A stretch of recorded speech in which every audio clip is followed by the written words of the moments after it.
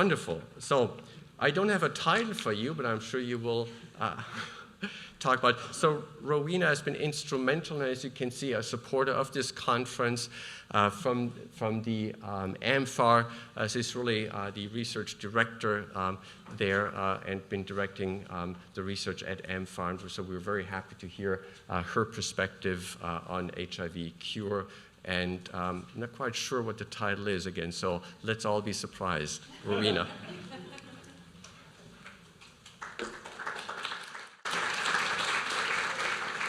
Thanks, Hans-Peter. So a couple of months ago, we were on a call about this conference, and Tom had sent out some attachments just a couple minutes before the call, and I opened them up, and I noticed that I was in this slot as a speaker. I was like, huh. So on the call, I asked the guy, so what would you like me to talk about? And Keith said, oh, you know, talk about where is cell and gene therapy in HIV cure? So I was like, okay, so that is the title of my talk. And when he said that, I'm going to guess that he didn't think that my answer would be, it's right there. So what we're looking at is a word map of HIV cure research from it says up there, Berlin to London. So the Berlin patient was published on Feb 12 of 2009, London March 5 of 2019. And this is a word map of all the papers that were published in the field on HIV cure. And, you know, so what you can see is that gene therapy is quite peripheral to HIV cure research, which is not necessarily a bad thing. I want to emphasize that right off the bat. That's not necessarily a bad thing. What you also see is that this, for our purposes, is arranged into 4 clusters. So I'm assuming that everyone's kind of pretty much familiar with network maps. The size of the bubble indicates the frequency of the mentions, and then there are lines connecting how these terms are related to each other. So there are 4 clusters, and the gene therapy is in the red cluster, which is, you know, largely about viruses and cells. Then there's a green cluster, which is largely about people and outcomes. Blue is largely about clinical measures when you're doing clinical testing.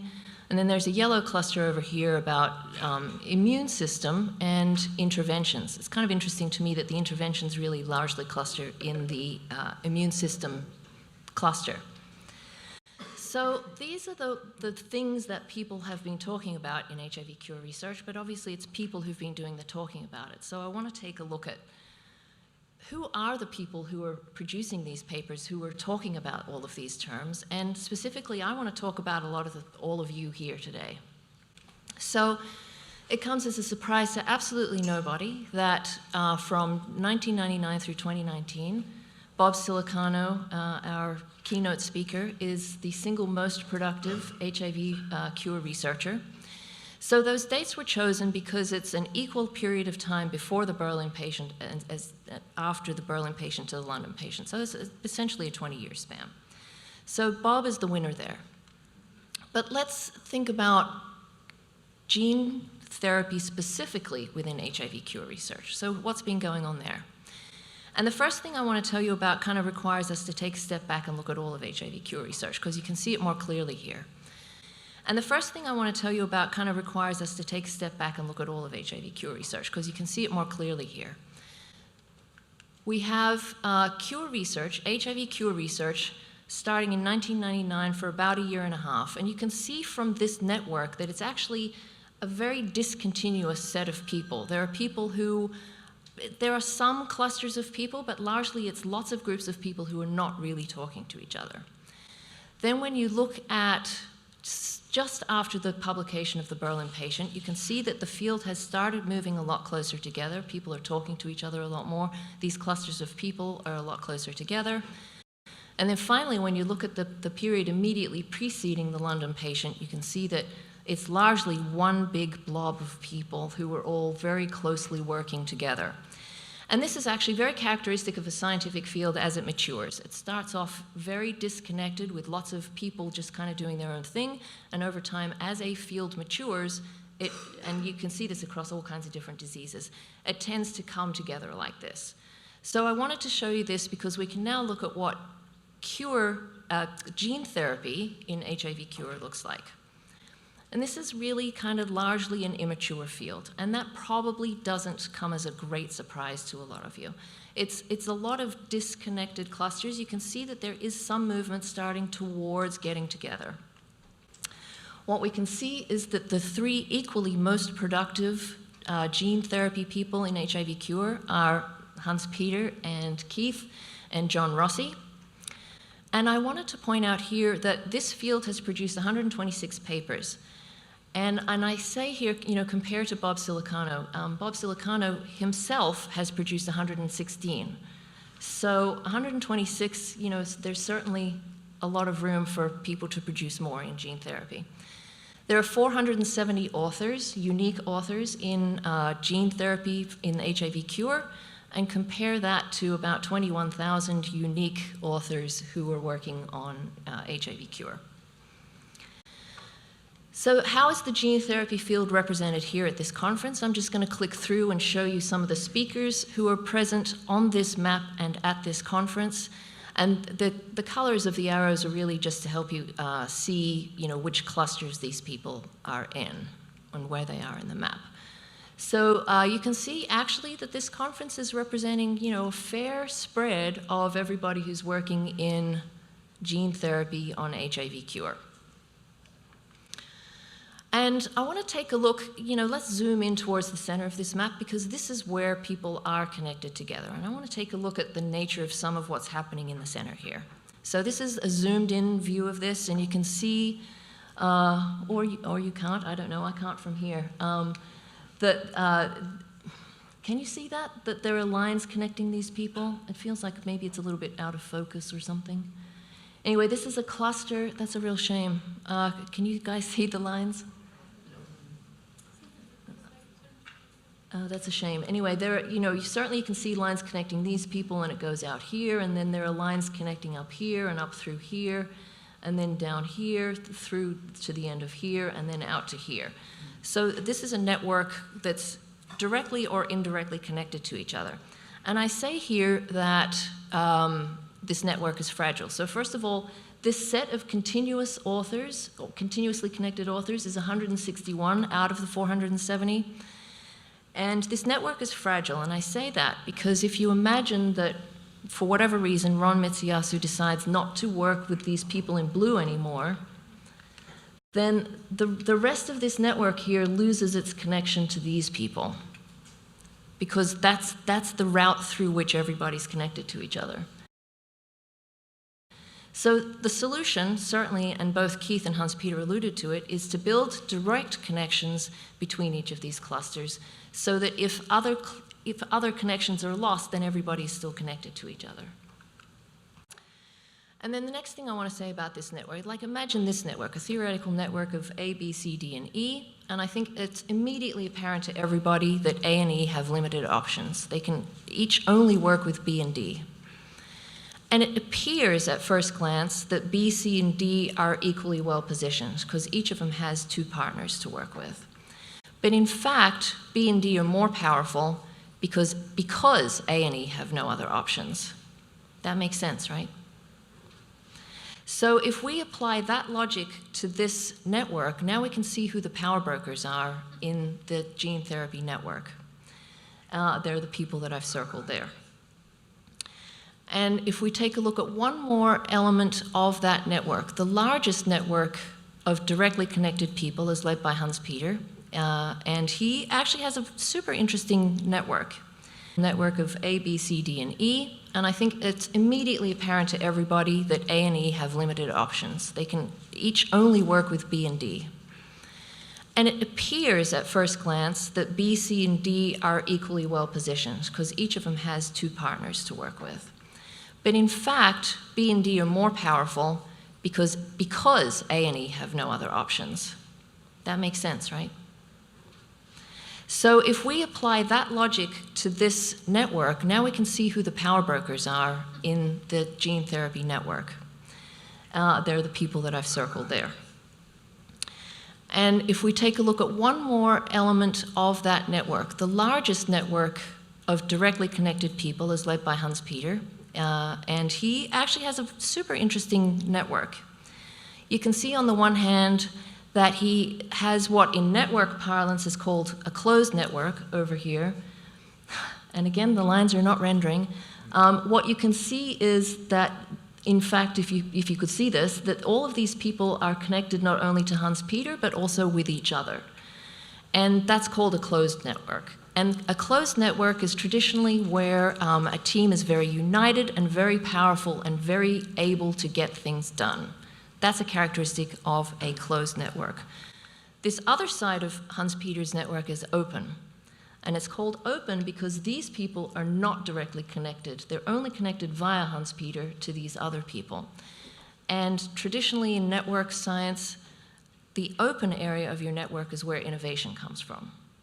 So it's very interesting that Hans-Peter has both elements of this, these kinds of networks in his network. So if we now take a look at just cell and gene therapy, we're back on a word map, and look at the emerging concepts. And this is a different set of colors because what we've overlaid here is the emergence over time. So what's important to know is that what's in yellow is the most recent terms to be emerging in cell and gene therapy. And I want to highlight just two of them. First of all, we have CAR T cells.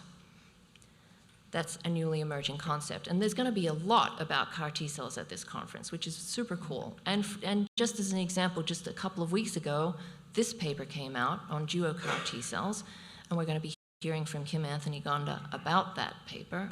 I'm excited, I'm sure everybody else is too, to hear more about that. And then the other newly emerging word that I wanted to focus on is delivery, because delivering gene therapy really is a huge challenge in the field. And as has been highlighted before, day 2 of this meeting is all about how is it that we're going to deliver gene therapy.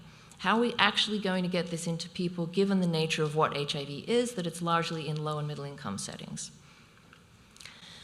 So the last couple of things I want to talk about is the top public interest in HIV cure research. I'm not even talking about cell and gene therapy, I'm talking about all of HIV cure research. And just as a kind of a little experiment on yourselves, I want you to try to internalize what you think the public has been interested in the most in HIV cure research over all time. What has been the public interest? I was surprised by this, so you can decide for yourselves if you're. So the last couple of things I want to talk about is the top public interest in HIV cure research. I'm not even talking about cell and gene therapy, I'm talking about all of HIV cure research. And just as a kind of a little experiment on yourselves, I want you to try to internalize what you think the public has been interested in the most in HIV cure research over all time. What has been the public interest? I was surprised by this, so you can decide for yourselves if you're surprised.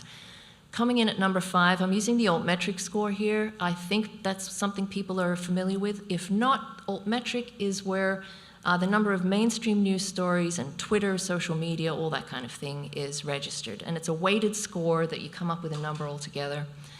So coming in at number 5 is the Mississippi Child. Coming in at number 4 is a CRISPR-Cas paper from a few years ago. Coming in at number 3 is an ICSTEM paper that describes 5 patients who have undetectable reservoirs but who are still on ART. Coming in at number 2 is the London patient. I bet you all think Berlin is number 1. Coming in at number 1 is the mouse CRISPR-Cas paper that came out maybe 2 or 3 months ago, was it? So I find that really surprising. So of course, what you all noticed first off is that amfAR funded 3 of the 5 of those. No, not what everyone else noticed. Certainly we're excited that amfAR funded 3 out of 5 of those. What I find really intriguing is 1 through 4 are all cell and gene therapy.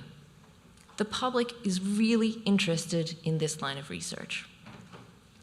So in terms of this conference, here's the thing. There's a competition to see who can say Monique's name right. I'm going to throw my hat in the ring. I'm going to say we're going to be hearing from Monique Neyhouse. Almost. And so now let's try to focus on number 1 here, this top most popular with the public paper. And what I want to show you here is that it was popular all around the world. Every continent picked this up. Everyone wanted to talk about it. It was picked up in 174 mainstream news outlets. There are probably in the meantime about 1,800 tweeters, unique tweeters, which is tremendous. And this is not even something that's specific to HIV research, that this story was interesting. This is out of all research of any kind ever. I mean, take a look at these statistics. This is something I pulled in July. These numbers have actually gotten better in the meantime. Of 13 million research outputs of all kinds of research, this ranked number 447, which is amazing. Of all things that have ever come out of Nature Communications, over 23,000, this was number 3. In the meantime, by the way, I checked, and it's actually number 1. I mean, this is really amazing. So we're going to be hearing about that from Tricia Burdo. So the bottom line is, here's what cell and gene therapy looks like in HIV Cure right now. This is your network. And the good news is that these networks are labile, they're dynamic, we can change them. And there are ways in which we can think about the right ways, the productive ways to change them.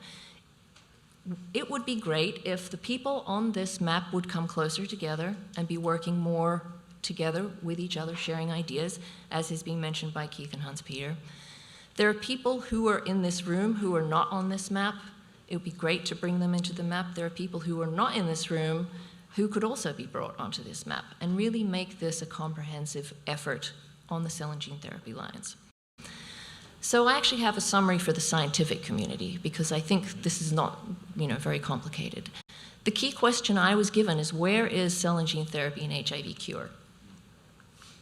So gene therapy does remain on the periphery, and I want to emphasize that that is not a bad thing. Most, in history, when you look at other sciences, like outside of HIV, the new significant move the field forward findings come from the periphery.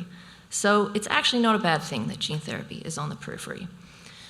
But the cell and gene therapy network itself does have potential for growth and integration.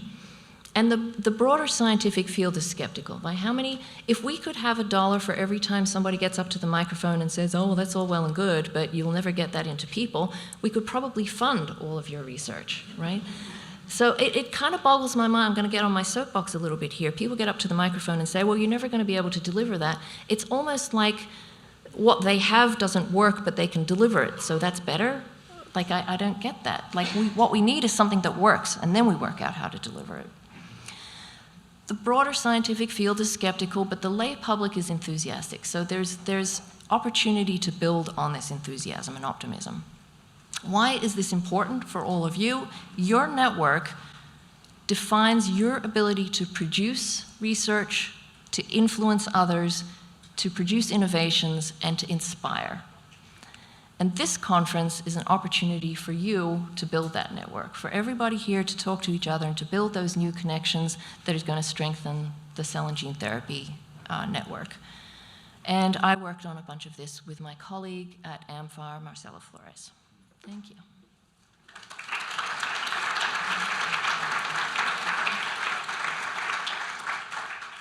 Questions? That was fabulous. Thank you so much. Are you really measuring networks and scientific collaborations, or are you measuring marketing budgets and other things that are maybe not such good predictors of a real scientific network? I'm very struck by that. I have to tell you that your #1 paper, which I think got a lot of negative as well as positive. I'm going to go back to that because you're asking a bunch of different questions. First of all the network stuff that I was showing before altmetric is a measure of how people co-publish. So that's a drawback of, right, that stuff. So actually what I didn't, just because I was waiting to see if somebody would ask. All right, so here, the way altmetric does this is that they break out which kind of news you get. So in the paler blue here is social media. And what you'll also notice is that these are more and more recent. Social media becomes a bigger and bigger contribution to news. But altmetric, on the other hand, also only gives you 1/8 as many points as you get for having a mainstream news story, which is in red, I believe. So it's a combination. So I think that you know, these two papers both came from the same group, and you could argue that they have a very good press office and got the story out there a lot. On the other hand, at some point it was picked up and it was put out there and people were interested in picking it up and talking about it. But it was largely on social media. Whereas, you know, you go back in time to the Mississippi child, which is, you know, 2013, it's not so long ago, but it was less about social media at that time. And there's only a very small component of that story's news that was social media.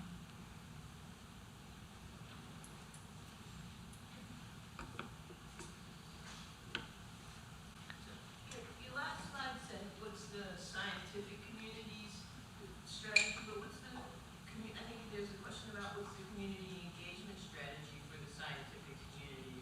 Because one thing you said, you know, if we had $1 for every time we said what is it going to take to get this into a patient, I think when we look at that map and what's locked and what's closed networks, how do we ensure that we're engaging community along with us as well we're engaging new scientists as well and getting new science in the community?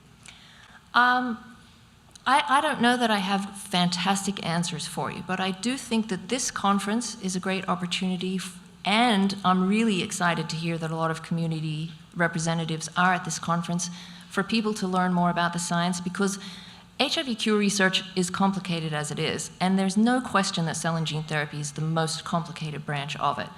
So it's important for, if community wants to advocate, that they feel a confidence that they understand what's going on and who's doing what.